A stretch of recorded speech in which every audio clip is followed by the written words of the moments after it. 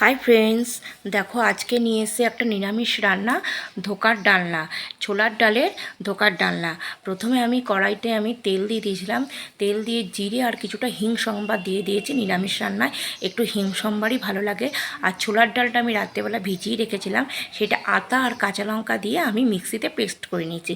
Paste করে নেওয়ার পরে তারপরে আমি কড়াইতে দিয়ে ভালো করে এটা নাড়লাম।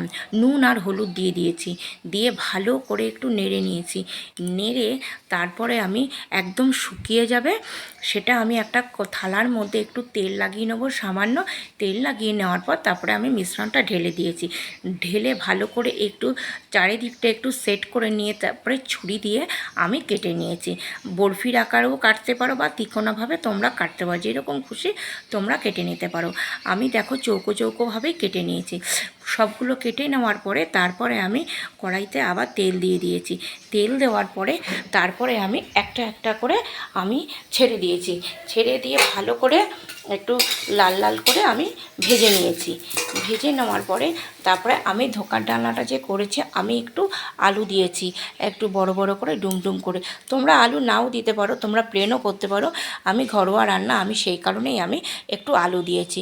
ভালো করে আমি আলু কেটে আমি আলুগুলো আমি ভেজে নিয়েছি ভালো করে।